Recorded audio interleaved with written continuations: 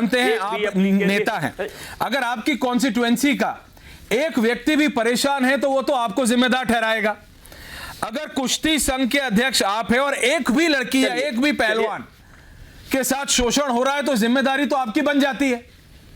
मैं आपकी बात मान गया कि आप कह रहे हैं कि भाई दूसरे प्रदेशों के पहलवानों के साथ क्यों नहीं हो रहा ऐश्वर्य, लेकिन बृजभूषण जी अगर एक परिवार ही में आपकी बात मान लूं या एक कुनबा जैसे आपने बोला, अगर उनको भी दिक्कत है तो वो फोटो तो आपके साथ खिंचवा रहे हैं लेकिन फिर आप ही के ऊपर शोषण का भी आरोप लगा रहे हैं, तो इसकी गुत्थी कैसे खुलेगी?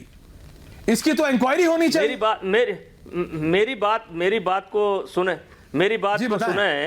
मेरी बात को पूरी होने दें। मैं कह रहा हूं कि 2012 से लेकर के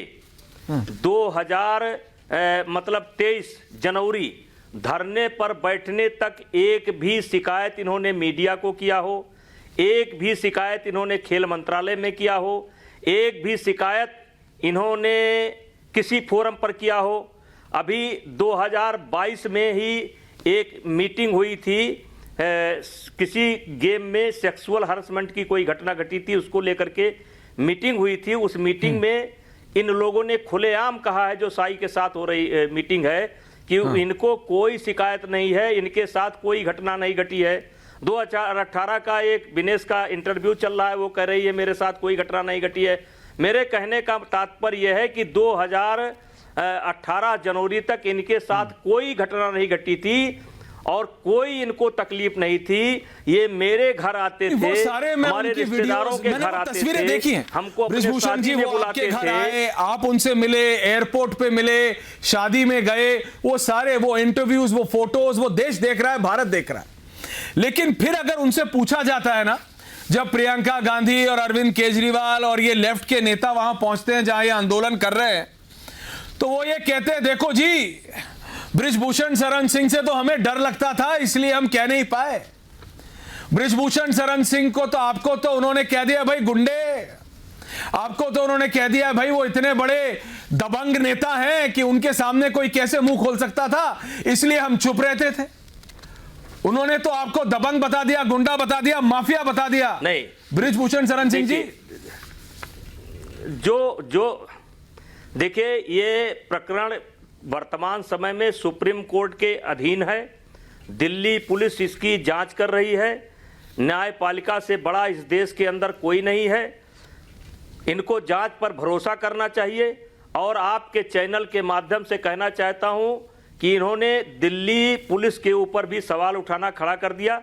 मैं चाहता हूं कपिल सिब्बल जी से ये लोग जाकर के मिलें और अभी से सीबीआई जांच की मांग करें।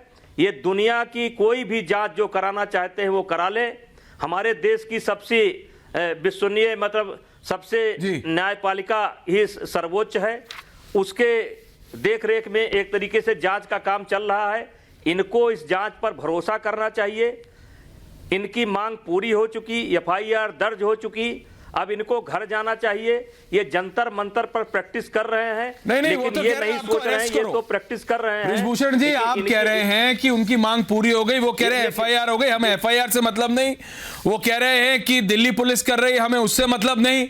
वो तो कह रहे हैं कि बृजभूषण सिंह अरेस्ट हो। लेकिन मैं आपसे पूछ रहा हूं सांसद महोदय, क्या आपको किसी भी तरह की जांच से, और आप ये आपका साक्षात्कार, जब आपका इंटरव्यू हो रहा है तो करोड़ों लोग देख रहे हैं भारत में और विश्व भर में, क्या आप आज ये कह सकते हैं कि आपको किसी भी तरीके की जांच, चाहे वो दिल्ली पुलिस की हो या जुडिशियल इंक्वायरी, आपको उससे दिक्कत नहीं?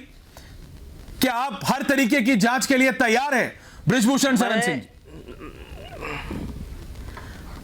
मैं हर तरीके के जांच के लिए तैयार हूं, हर तरीके के जांच के लिए तैयार हूं। मुझे दिल्ली पुलिस की जांच पर भरोसा है, देश के उच्च न्यायालय पर भरोसा है, इन्हें भरोसा करना चाहिए। अगर मैं जानता हूं कि दिल्ली पुलिस की जांच जिस दिन पूरी होगी उस दिन ये आरोप लगाएंगे, तो अभी से मैं इनको कहना चाहता हूं कि जाकर के इसको सीबीआई में कन्वर्ट करा लें, या इनके दिल में जो आता हो। देखिए मैं क्यों कह रहा हूं, लगता होगा कि मेरा अहंकार बोल रहा है। मेरा अहंकार नहीं बोल रहा है। मैं अपने आप को जानता हूं, बचपन से अपने आप को जानता हूं। मैं भी परिवार वाला हूं, मेरे भी बहू हैं, दो दो बहू हैं, बेटी हैं, और कैसे इज्जत की जाती है बच्चों की मैं खूब जानता हूं। और इनके जो फोटोग्राफ निकल करके आ रहे हैं उनमें आप देख लीजिए कि इनके चेहरे पर कोई डर का भाव है। अगर डर का भाव है तो कोई मनोवैज्ञानिक बुलवा लीजिए, बृजभूषण शरण सिंह जी, जो सजा बात अभी मनोवैज्ञानिक से आगे पहुंच गए, ये बात आप भी जानते हैं। आप सांसद हैं और एक बार के नहीं कई बार के वहीं ये खिलाड़ी ओलंपिक मेडल, कोई मेडल, इनके पास भी मेडल की कमी नहीं। इसलिए जब ये आरोप लगाते हैं तो ये जब आप उन वीडियो की बात करते हैं, ये कहते हैं देखो एक और वीडियो है जिसमें बृजभूषण शरण सिंह की आक्रामकता और बाहुबली जो छवि है वो दिखाता है कि एक पहलवान आपके पास आ रहा है स्टेज पे, आप उसको धड़ रैपट मार देते।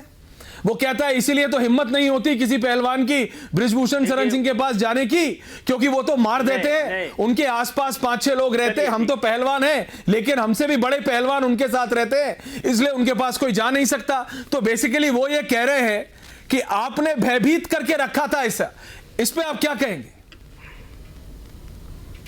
मैं आपके माध्यम से पूरे देश को बताना चाहता हूं कि जिस बच्चे को मैंने मारा वो हमारी ही एकेडमी का बच्चा था। झारखंड में अब गलत तरीके से वो उसका उत्तर प्रदेश के टीम से सिलेक्शन नहीं हुआ था, वो गलत तरीके से नेशनल लड़ना चाहता था। मैंने उसको समझाया, तब उसने मेरे कान में कहा कि मैं नंदनी नगर का बच्चा हूं, मैं आपके अखाड़े का बच्चा हूं। और तब मुझे जब मैंने सुना कि मेरे अखाड़े का बच्चा है तो अपने के भाव से उसको मैंने डांटा और उसको 2 थप्पड़ मारा, ये कह करके कि तू नंदनी नगर का है तो तेरे लिए अलग कानून होगा और देश के लिए अलग कानून होगा। ऐसा करके मैंने उस बच्चे को भगा दिया। उस बच्चे ने सारी भी बोला और वो बच्चा मेरे अखाड़े का है। अपने बच्चे को कभी कभी आपको भी डांटना फटकारना पड़ता होगा, और वो हरियाणा का बच्चा नहीं है, ना वो महाराष्ट्र का बच्चा है, मेरी एकेडमी का बच्चा है।